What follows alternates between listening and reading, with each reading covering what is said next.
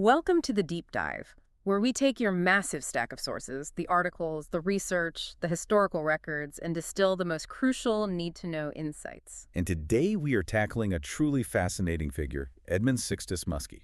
A statesman whose career, it touched nearly every single aspect of American governance across 3 decades. Right. We're talking about a journey from the 62nd governor of Maine to a hugely influential U.S. senator, all the way to being the Democratic vice presidential nominee in '68. And he didn't even stop there. He ended his career as the 58th U.S. Secretary of State. His influence is just immense, yet he often feels like this unsung hero behind some of our most foundational legislation. Exactly. And that's our mission for you today. We need to dissect how one man could achieve that much political gravity, how he could, on one hand, essentially launch the modern environmental movement. And on the other, fundamentally rewrite the rules for the entire federal budget process. It's an incredible scope. It really is. So let's unpack this. We're examining a man whose political journey began by doing what everyone in his state thought was impossible, breaking a century-long Republican stronghold. From there, he becomes the highest-ranking Polish-American in U.S. history, the only Polish-American ever nominated for vice president by a major party. And when you lay out that grand arc of his offices, governor, senator, VP nominee, secretary of state, it really does place him right alongside these giants of Maine political history. Figures like Hannibal Hamlin or James Blaine. But I think the difference is, unlike some of those figures, Muskie's legacy is defined by specific institutional changes we are still living with today. So to really understand the grit this career required, we have to start right at the beginning. We need to talk about the scrappy student from Rumford, Maine. Edmund Muskie was born on March 28, 1914. And his early life, it's not just a simple biographical footnote. No, it's really the foundation for his entire political identity. His father, Stephen Marszewski, was a Polish immigrant who came over in 1903 from a region that was then under Russian control. And his father, who worked as a tailor, made a very deliberate statement about starting a new life here. In 1914, the same year Edmund was born, he officially changed the family name to Muskie. Which is such a tangible symbol of that immigrant aspiration. But what really grounds his origin story for me is the language. Yeah, that's a key detail. Polish was Edmund Muskie's first language. He spoke it exclusively until he was 4 years old. And he apparently lost fluency later in life, which is a common story. But it means his first experience of the world was through a different cultural and linguistic lens. It absolutely does. And this background meant he understood firsthand the struggle of navigating American systems as an outsider. He was noted as a really gifted student valedictorian of Stevens High School in 1932. And this was right around the time of Franklin D. Roosevelt's election. Muskie himself said that political excitement really influenced him. It did, but he also carried this pretty heavy burden of insecurity and financial anxiety. And that became especially true when he attended Bates College. He double majored in history and government at Bates, graduated Phi Beta Kappa in 1936. That's an enormous academic achievement. Huge. But it was not a comfortable path for him. The sources show he spent his summers working these grueling jobs, dishwasher, bellhop at a hotel, just to cover tuition. When you read his diaries, you get a real sense of that constant fear, the feeling that his education could just be snatched away at any moment because he wasn't as wealthy as his peers. And that financial stress, it really hit a crisis point when he went on to Cornell Law School. Yeah, that's an incredible story. He had a partial merit scholarship, but it ran out after his second semester. And he was left exactly $900 short of what he needed to graduate. An amount that was just completely insurmountable for him at the time. He was, by all accounts, fully prepared to drop out of Cornell. Right. But this is where, resourcefulness really meets destiny. It's a detail I just love. He heard about this truly eccentric Maine millionaire, a guy named William Bingham II. And Bingham had this bizarre habit of just sporadically paying the expenses of total strangers? Mortgages, college tuition, you name it, for people who simply wrote him a compelling letter. So Muskie, facing the end of his legal dreams, sits down and writes to Bingham. And he lays it all out, his immigrant background, his academic success, and his just desperate financial need. And Bingham paid the $900, just like that. Wow. Muskie was able to graduate cum laude in 1939. And that one anecdote, secured by a single letter, it just encapsulates the mix of luck, audacity, and desperation that marked his early career. It shows he wasn't just brilliant, he was also profoundly resourceful.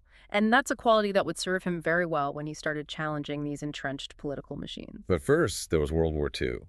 After he passed the Maine bar in 1940, his new law practice was put on hold. Right. He served in the U.S. Navy Reserve from 1942 to 1945. He achieved the rank of lieutenant. And his service was significant. He was in the Asiatic Pacific Theater, aboard a destroyer escort, the USS Brackett. Their primary mission was protecting convoys. Which was incredibly perilous work. Extremely. In January of 1945, his vessel was actually credited with sinking a Japanese cargo ship. It was solid, distinguished military service that guaranteed him his eventual burial spot years later at Arlington National Cemetery. So he returns in 1946, reestablishes his law practice in Waterville, and makes the decision to enter local politics. As he admitted, partly to expand his client base. A very practical reason. He ran for the Maine House of Representatives and he won. Now, for the listener who might not grasp the sheer scale of Maine politics at the time, we need to explain what that win actually signifies. It was a statistical anomaly, a complete outlier. Maine had been a rock-solid Republican state since before the Civil War. When Muskie won his seat, the state Senate was stacked 30-3, Republican against Democrat.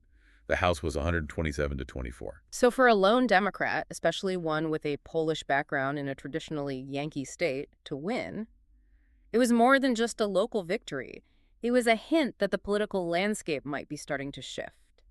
And that single local win set the stage for the real political shockwave, the gubernatorial upset of 1954. He ran against the incumbent Republican Burton Cross as a distinct and, acknowledged underdog. Oh, absolutely. Muskie himself said he saw the campaign more as a duty than an opportunity because there was no chance of a Democrat winning. And that belief, it didn't just come from history, it came from his own personal difficulties at the time. That context is vital. He was facing incredible financial pressure. He owed thousands in hospital bills from a serious accident in 1953. He broke through a balcony railing and fell, was unconscious for days. And at that exact moment, he was offered a highly lucrative private law partnership. It would have solved all his financial worries, set him up for life. And he turned it down. He chose instead to pursue the governorship of a state where his party literally had not won the top job in 2 decades. This dedication to public service over personal security, it just becomes a recurring theme. So what was his platform? How does an underdog even begin to campaign in that environment? His platform was just brilliant in its simplicity and its forward-thinking nature. Maine needs a change. Simple enough. And he didn't just focus on partisan politics. He stressed bipartisanship, economic expansionism, and crucially, environmentalism. He argued for creating a Maine Department of Conservation and for anti-pollution laws. Decades before that was a fashionable political stance. And the result was this legendary political earthquake. Muskie's victory made him the first Democrat elected governor since 1934. And only the 5th since 1857. The 5th. That number is just staggering. But the impact wasn't just symbolic, was it? No, not at all. This win is considered the definitive catalyst that shattered that nearly 100-year Republican stronghold. It initiated the political insurgency and renaissance of the Maine Democratic Party, which astonishingly doubled in size between 1954 and 1974. He didn't just win an election, he fundamentally reshaped the political DNA of the state. And he did it while facing intense prejudice. He was Maine's first Roman Catholic governor, another major institutional barrier that he just quietly broke through. Okay, but if the legislature was still overwhelmingly Republican, that massive 4-to-1 ratio we mentioned, how did he actually govern? Was he just a symbolic figurehead, or did he master legislative compromise? Because it sounds almost impossible to pass major reforms under those conditions. He was a master of it. His success came from his rigor, his preparation, and his willingness to work across the aisle on issues that were genuinely nonpartisan, like infrastructure and economic security. He basically leveraged his popular mandate to push through major institutional changes. Can you give us some examples? What concrete things did he get done in those 4 years? The list is pretty long, but a few really stand out. He established the Maine Guarantee Authority. This was a vital tool to combat job loss by making capital more accessible to small and mid-sized businesses. It really helped pull Maine into what we now call the golden age of capitalism. So direct economic development. Exactly. He also subsidized hospitals, oversaw the modernization of state facilities, but maybe his most visible, immediate change was enacting a massive $29 million highway bond. which funded the largest road construction project the state had ever undertaken. Ever. He literally built the infrastructure for economic growth despite a hostile legislature. That takes an incredible amount of political skill. But he also made this critical structural change that impacted the entire national political tradition. Absolutely. During his final months as governor, he successfully championed moving Maine's general election date from September to November. Right. For decades, Maine voted early, and there was that old political saying, as Maine goes, so goes the nation. Precisely. Maine's early result was seen as a bellwether for the national mood. By moving the election date to November, he ended that tradition. It ensured Maine would no longer be the first indicator of national trends. And this wasn't a minor change. This was a major constitutional amendment that had been attempted, 36 times before Muskie? 36 times, he finally got it done. His work in Maine really set a precedent for challenging long-held institutions and mastering legislative compromise. And that momentum was exactly what he needed for his next, even more historic challenge, the U.S. Senate. Muskie's move to the national stage began with yet another groundbreaking victory in 1958. He became the first Democrat ever elected to the U.S. Senate from Maine. Ever, shattering another century-old political boundary. And this was part of a broader, massive Democratic surge nationwide. In fact, it was the largest single-party gain in the Senate at the time. So he walks into Washington with significant national visibility, even before he really settles in. And he quickly establishes himself as a force, despite initially sparring with the notoriously powerful majority leader, Lyndon B. Johnson. He immediately projected a powerful image, too. Your sources describe his commanding height somewhere between 6'4" and 6'6", which earned him this nickname, Lincoln-esque. It gave him a kind of symbolic, almost moral superiority when he was addressing colleagues from the Senate floor. But that public image, the calm, reasoned, Lincoln-esque statesman, it often masked a much more volatile personality. Oh, absolutely. Aides frequently described him as having a hot temper and being a notorious micromanager. He demanded absolute rigor. He'd require his aides to perform exhaustive research for every single position he took. And when he felt his standards weren't met? He was known for being verbally explosive. It's the paradox of Muskie. So wait, how did a man with a hot temper and this micromanaging reputation maintain the alliances he needed to pass monumental bipartisan legislation? I mean, things like the Clean Air Act. Usually that kind of demanding nature just alienates people. It's because he combined that intense demand for competence with an absolute, unwavering loyalty to the process.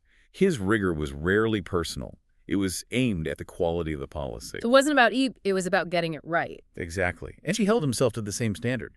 He was present for 90% of Senate roll call votes, which demonstrated his own commitment to the legislative duty he imposed on others. That dedication to institutional fidelity earned him respect, even if his temperament sometimes earned him fear. And the most enduring aspect of his Senate career is just inextricably linked to the environment. Mr. Clean. His nickname, right?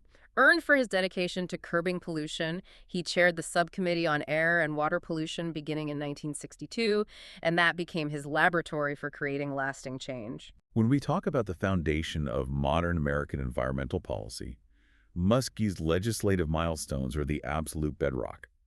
And we have to start with the Clean Air Act of 1970. He co-sponsored it, he advanced it, and it was quickly nicknamed the Muskie Act because of his influence. And this was not just a feel-good bill. The requirements he put forth were revolutionary and technologically demanding. He famously challenged the enormous, powerful American automobile industry to reduce tailpipe emissions by 90%. Within 7 years, by 1977. An incredible gamble. And get this, at the time he set that deadline, the technology required to meet that 90% reduction. It simply did not exist. No way. So he was legislating a future technology. He was. He forced the industry into a massive, immediate shift in manufacturing and engineering. This aggressive, technology-forcing approach became a signature of his environmental legislation. It showed he wasn't afraid to use federal power to fundamentally reshape huge economic sectors for the public good.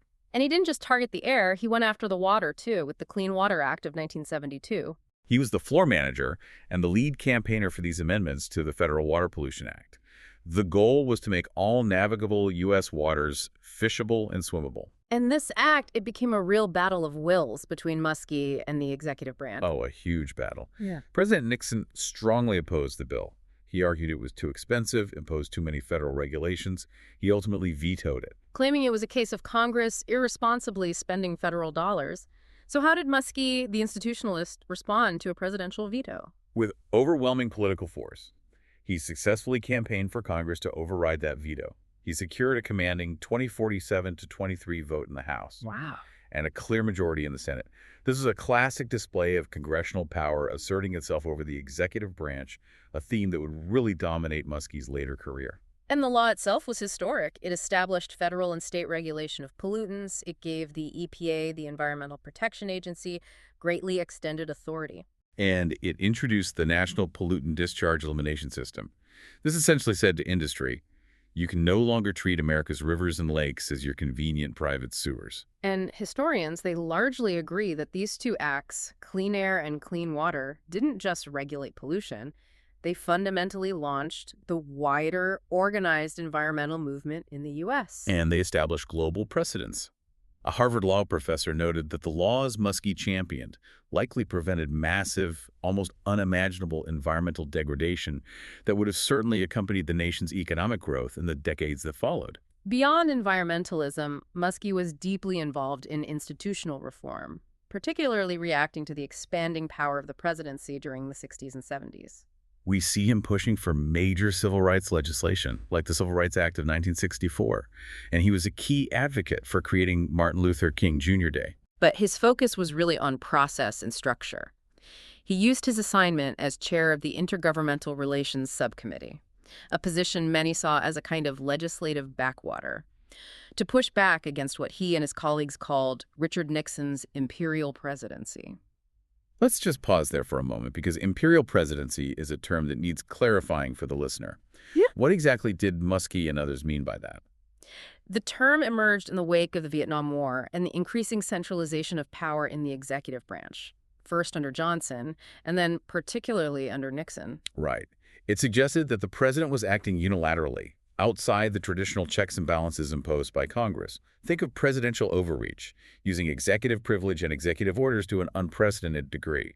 Muskie saw this as a direct threat to the legislative branch's power and authority. And he was determined to counter that. He also advanced these ideas of new federalism. And his version of new federalism was about shifting power, funding, and administrative responsibilities back to state and local governments. It was an attempt to decentralize decision-making. To ensure the states had a real voice, rather than just being recipients of mandates handed down from Washington, it was intrinsically linked to his desire to restore balance in the government structure. And this commitment to integrity, it extended to some highly sensitive areas. He openly criticized J. Edgar Hoover's management of the FBI for overzealous surveillance, Which at the time was considered pretty much political suicide. Hoover was untouchable. It was a huge risk. But it showed that Muskie's commitment to process and to civil liberties trumped any kind of political expediency. He just refused to tolerate institutional abuses, whether they came from an imperial presidency or a powerful, unaccountable intelligence agency. And this rigor, this institutional focus, it all culminated in his next deeply complex and arguably his most lasting legacy, defining how the U.S. government spends money. He became the first chairman of the new Senate Budget Committee from 1975 to 1980. And this is a critical point that is so often overlooked in popular histories. To understand why this committee was so important, you have to understand the historical context. The committee was created by the Congressional Budget and Impoundment Control Act of 1974. So why was that act necessary in 1974? What was it a response to? It was a direct legislative response to that imperial presidency we just discussed. President Nixon had routinely used a practice called impoundment. Wait, can you just define impoundment for us? Because that's a key term here. Absolutely. Impoundment was basically when the president would refuse to spend money that Congress had already appropriated. Exactly. Appropriated for a specific purpose. It was essentially a way for the president to veto spending through inaction, giving the executive branch massive, and many argued unconstitutional, control over the budget. So Congress was saying, we have the power of the purse, and we need rules to ensure the president actually uses that purse as we dictate. Precisely. The 1974 Act was designed to restore congressional power over the budget. It established the Senate and House Budget Committees, and critically, it founded the Congressional Budget Office. The CBO, an agency we hear about constantly today, providing that objective, nonpartisan analysis of budget and economic issues. And that agency was placed under Muskie's committee. Yes. The CBO's creation was a revolutionary step. Before the CBO, Congress relied almost exclusively on the President's own Office of Management and Budget, the OMB, for data.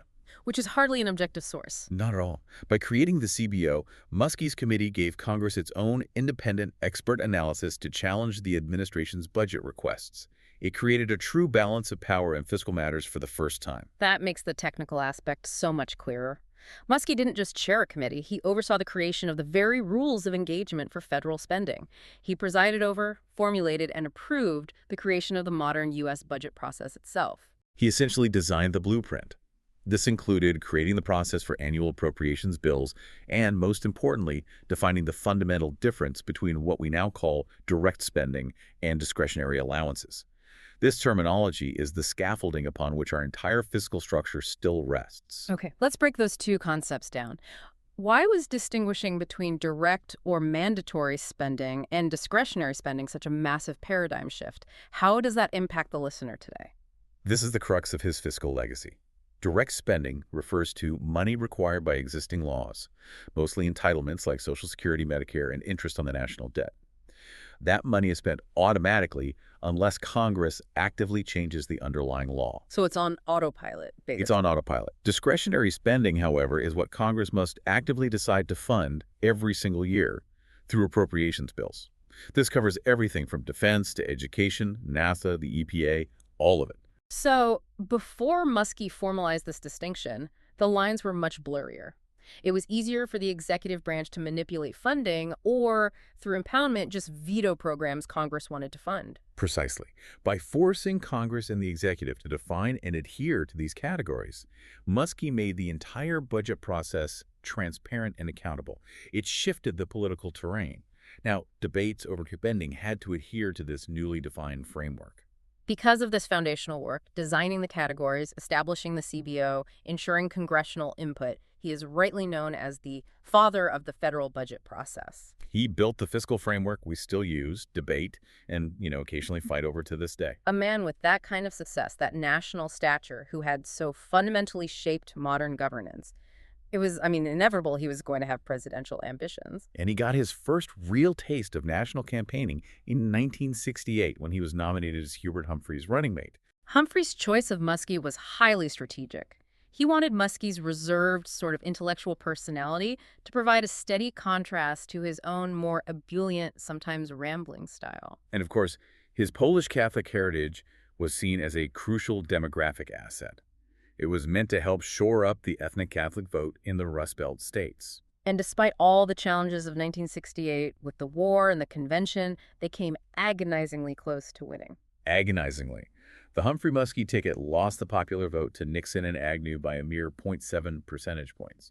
It was one of the narrowest margins in U.S. history, and it really showed the national appeal Muskie carried. His stature grew immensely in the intervening years. In 1970, while running for his third Senate term, he gave what became a highly celebrated nationwide address, the Election Eve speech. And this was a rare bipartisan critique aimed squarely at the Nixon administration. He didn't pull any punches, did he?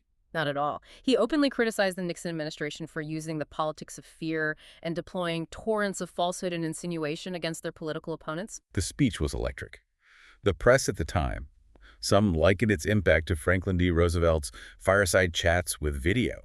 It was compelling, it was statesman-like, and it elevated Muskie almost instantly to the status of the clear Democratic frontrunner for the 1972 presidential nomination. In fact, an August 1971 opinion poll showed Muskie was actually pulling ahead of Nixon nationally. He looked unbeatable. He did. But the 1972 campaign became this cautionary and frankly tragic tale about how easily political dirty tricks and misinformation can derail even the most formidable candidate. The campaign started to unravel pretty early. The Iowa caucuses gave George McGovern some unexpected momentum, but Muskie still won the New Hampshire primary. But by a disappointingly small margin, it showed he was vulnerable. And that's when the real destruction began, a coordinated campaign of sabotage. Okay, let's slow down and analyze the most infamous moment, the Canuck letter incident. On February 24, 1972, a forged letter was released by the Manchester Union Leader newspaper. A notoriously conservative paper. The letter falsely asserted that Muskie had made disparaging remarks about French Americans, referring to them using the derogatory term Canucks. Which was just political poison in northern New England. The French-American population was a massive demographic, and Muskie needed those votes. The letter claimed Muskie had said something like, "What does a Canuck know about a man of quality?" It was textbook, targeted sabotage. And we know now FBI investigators later confirmed this letter was a completely forged document. Orchestrated by the Nixon campaign's political sabotage arm, the Dirty Tricks Unit, with operatives like Donald Segretti and Ken Clausen specifically identified in the scheme. And the union leader didn't stop with Muskie. A day later, the same paper launched a deeply personal, vicious attack on his wife, Jane Muskie. Falsely portraying her as a drunkard and racially intolerant, claiming she made all these off-color remarks. It was just brutal. And this is where Muskie's usually tight control over his temperament finally failed him. In defense of his wife, under immense pressure, he delivered this emotional speech outside the newspaper office during a heavy snowstorm. And it was devastating for his campaign. The press widely reported that he broke down and cried. It shattered that public image he had so carefully cultivated as the calm, reasoned, Lincoln-esque statesman. It provided the exact narrative the Nixon campaign was hoping for. That Muskie was too emotionally unstable, too volatile to handle the pressures of the presidency. Muskie later vehemently insisted that the apparent tears were simply melted snowflakes and stress, not an actual breakdown. But the political damage was instantaneous and irreparable. The perception of emotional instability cost him the nomination. That one moment. This incident is still studied today as a prime example of how manufactured outrage and misinformation, disseminated through a sympathetic media outlet, can completely undermine a political campaign. It really redefined candidate vulnerability. And the sabotage was relentless. The Nixon campaign also tried to leverage Muskie's acquaintance with Frank Sinatra. Muskie sometimes flew on Sinatra's private plane to concoct these accusations of abuse of office. Those claims never stuck, but the damage was done. It was a comprehensive political assassination attempt that successfully took out their strongest opponent. After the bitter defeat of 1972, Muskie returned to the Senate, dedicating himself to the legislative process and, of course, leading that new budget committee. But his final chapter in executive office brought him back into the national security spotlight completely unexpectedly. In May of 1980, President Jimmy Carter appointed him as Secretary of State. This came right after the resignation of Cyrus Vance. Vance had stepped down in opposition to the failed Operation Eagle Claw rescue mission for the American hostages in Iran. Muskie was confirmed quickly by the Senate, 94-2. His tenure was short, May 1980 to January 1981, one of the shortest in modern history. But it was immediately high stakes. He inherited the tail end of the 444-day Iran hostage crisis, which had just dominated American foreign policy and national morale for over a year. He was under immense pressure to find a diplomatic solution for the 52 American diplomats and citizens held since November of '79. He appealed directly to the UN, to the Iranian government, trying to find some kind of face-saving solution for their release. And while Muskie himself was personally unsuccessful in securing the final terms, he did restructure the diplomatic team and set the framework for the negotiations to succeed. Right. His department, led by Deputy Secretary Warren Christopher, continued these intensive negotiations, focusing on the complex financial and legal demands made by Iran. And the resolution famously occurred literally as Muskie was leaving office. On January 20, 1981, the very day Ronald Reagan was inaugurated, the hostages were released. So his work, along with that of his team, had provided the necessary diplomatic pressure and structures to finally conclude one of the most stressful crises in modern American memory. And at the same time, he was managing these intense Cold War tensions. He met with the Soviet diplomat Andrei Gromyko about the fallout from the 1979 Soviet invasion of Afghanistan. And that meeting was historically significant. Muskie carried the weight of the Carter administration's position, trying to find a path back from the brink. What was the outcome of that exchange? Gromyko was utterly uncompromising. He categorically rejected any proposal that involved a Soviet withdrawal. Instead, he was seeking formal U.S. recognition of Kabul as part of the Soviet sphere of influence. The talks just stalled. Muskie had this consistent, deep-seated fear of nuclear conflict, which dated all the way back to the 1950s. How did that personal concern manifest in his foreign policy decisions? It was his driving force. He frequently criticized the arms race and urged the suspension of nuclear programs throughout his career. And even during his short time as Secretary of State, he was highly critical of Ronald Reagan's hardline calls to reject the crucial Strategic Arms Limitation Treaty, or SALT II. What exactly was SALT II, and why was Muskie's defense of it so vital to him? SALT II was a treaty between the U.S. and the Soviet Union designed to limit the production of strategic nuclear weapons and their delivery systems. It was crucial for maintaining a détente and preventing a runaway escalation. And Muskie feared that rejecting the treaty, as Reagan was advocating, would signal a return to unchecked military competition and drastically increase the risk of global nuclear war. Exactly.